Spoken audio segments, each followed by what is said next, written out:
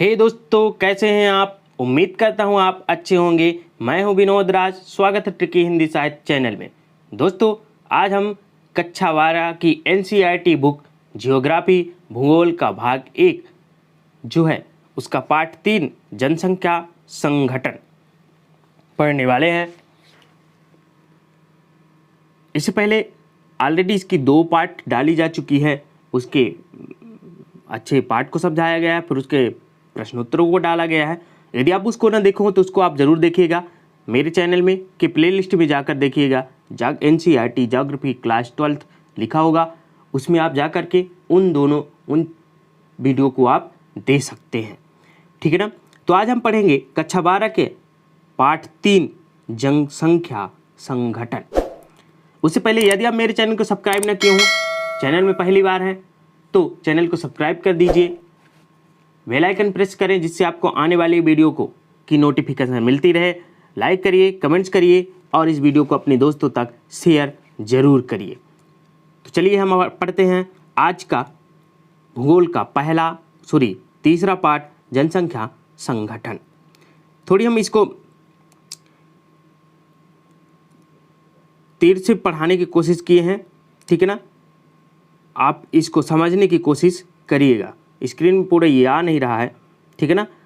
जैसे देखिए जनसंख्या संगठन, अब ध्यान रखिए जनसंख्या संगठन जो होता है वो किन किन बातों पर निर्धारित होता है। उसके लिए साक्षरता, लिंग संगठन, व्यावसायिक संरचना और आयु संरचना, ठीक है ना। तो सबसे पहले हम देखते हैं आयु संरचना। जनसंख्या संगठन की आयु संरचना क्या है। तो देखिए आयु की संरचना जो होती है, पहला होता है 0 से 14 आयु वर्ग के आश्रित वर्ग।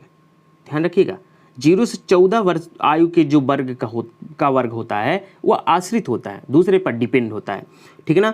15 से 59 आयु का वर्ग क्या होता है, कार्यशील जनसंख्या होता है, वह स्वयं कार्य करता है और स्वयं खाता है। तीसरा 60 से अधिक आयु का वर्ग वृद्ध जनसंख्या कहलाता है, ठीक है ना। आयु लिंग संरचना का वितरण जनसंख्या पिरामिड में मिलता है। आयु लिंग संरचना का वितरण किस में मिलता है, जनसंख्या पिरामिड में।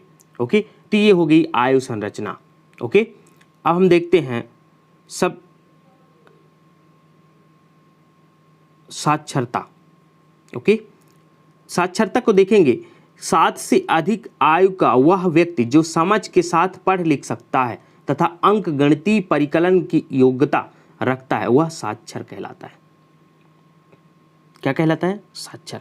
तो साक्षर के लिए 7 वर्ष से अधिक आयु का व्यक्ति होना चाहिए और जो वो पढ़ लिख सकता है और समझ सकता है और अंक गणितीय परिकलन की योग्यता, परिकलन मतलब जोड़ घटाना, ठीक है ना, सोचने समझने, तो वो क्या कहलाएगा, उसे साक्षर कहा जाएगा। साक्षरता देश के सामाजिक और आर्थिक विकास की सूचक होती है। साक्षरता क्या होती है, देश की आर्थिक और सामाजिक विकास की सूचक होती है। ओके, अब देखते हैं लिंग संगठक। ओके, देखिए अनुसंधान व वैचारिक विकास से जुड़े कार्य चतुर्थक क्रियाओं में आते हैं। अनुसंधान और वैचारिक विकास से जुड़े जो कार्य होते हैं वो किस में आते हैं, चतुर्थक क्रिया में।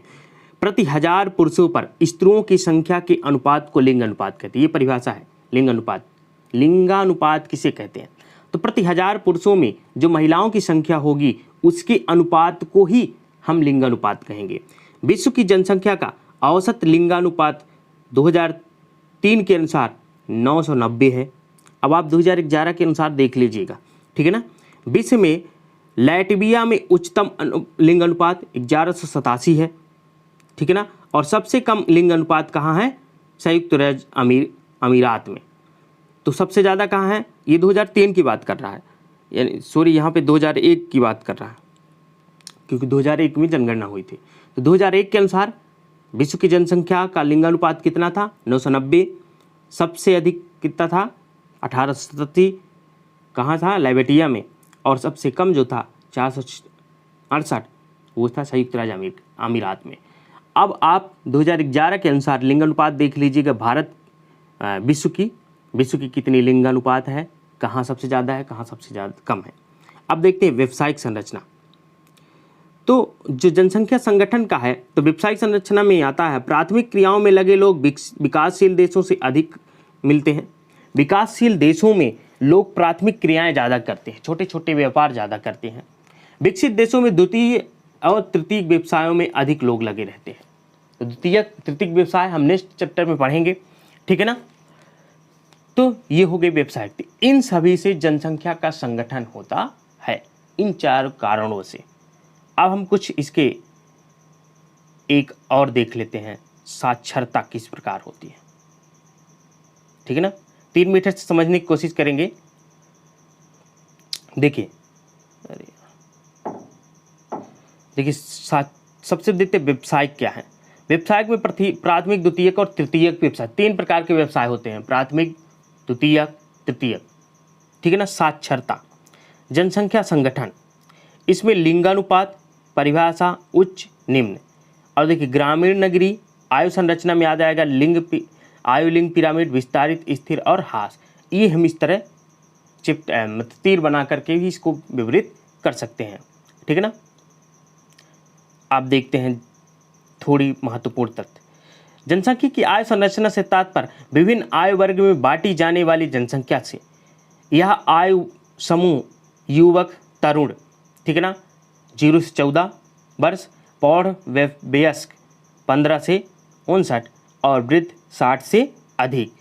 आयु लिंग पिरामिड का आकार 3 प्रकार की जनसंख्या स्त्रियों को दर्शाता है। लिंगानुपात से हमारा तात्पर्य स्त्री पुरुषों की संख्या के अनुपात से है। इसके अंतर्गत प्रति 1000 पुरुषों की संख्या पर स्त्रियों की संख्या की गणना की जाती है। विकसित देशों में लिंग अनुपात महिलाओं के पक्ष में होता है, जबकि विकासशील देशों में, अविकसित देशों में यह पुरुषों के पक्ष में होता है। ओके, कुछ देशों में लिंग अनुपात प्रति 1000 स्त्रियों पर पुरुषों की संख्या के रूप में परिकलित किया जाता है, जबकि भारत में लिंग अनुपात प्रति 1000 पुरुषों पर स्त्रियों की संख्या के रूप में परिकलित किया जाता है। मतलब कोई ऐसे देश हैं जहां प्रति 1000 स्त्रियों पर पुरुषों की संख्या देखी जाती है, लेकिन भारत एक ऐसा देश है और कुछ ऐसे देश हैं जिनमें प्रति 1000 पुरुषों में महिलाओं की संख्या देखी जाती है, ठीक है ना। आयु संरचना विभिन्न आयु वर्ग में लोगों की संख्या को प्रदर्शित करती है। यह जनसंख्या संगठन का एक महत्वपूर्ण सूचक है। विकास योजनाओं में इसकी महत्वपूर्ण भूमिका होती है। 15 से 59 आयु वर्ग की जनसंख्या को कार्यशील जनसंख्या कहते हैं, जबकि 60 से अधिक आयु वर्ग की जनसंख्या वर्ग को वृद्ध जनसंख्या की श्रेणी में आता है। यदि इनमें 0 से 14 आयु की जनसंख्या को जोड़ दिया जाए तो वह आश्रित जनसंख्या कहलाती है। तो ये जनसंख्या की परिभाषा हो जाएगी। आयु लिंग पिरामिड का आकार 3 प्रकार की जनसंख्या स्थितियों को दर्शाता है। विस्तारित होती जनसंख्या, स्थिर जनसंख्या या ह्रासमान जनसंख्या। तीसरा नेक्स्ट है निवास स्थान के आधार पर जनसंख्या का नगरीय और ग्रामीण विभाजन ग्रामीण नगरीय संयोजन कहलाता है। विकसित देशों में नगरीय जनसंख्या का अधिक उच्च प्रतिशत इस बात की द्योतक है कि द्वितीयक और तृतीयक क्षेत्रों अधिक विकसित हैं, जबकि विकासशील देशों में इसका विपरीत सत्य है। वह व्यक्ति साक्षर कहलाता है जो अपने रोज के जीवन में सरल वाक्य समझ, लिख व पढ़ सके। विभिन्न आर्थिक साक्षरता का कारण और परिणाम है। ओके, नेक्स्ट जो है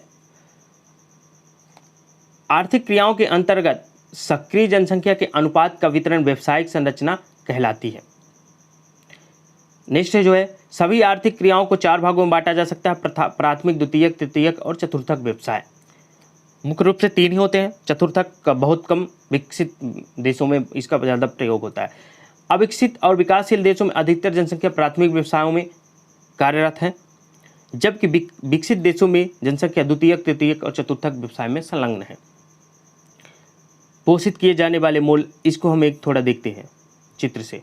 मानवीय मूल, मानवीय मूल किन बातों पर होता है? स्त्री का सम्मान, सामाजिक जागरूकता, समान शिक्षा, साक्षरता, समाज के प्रति जिम्मेदारी को भावना।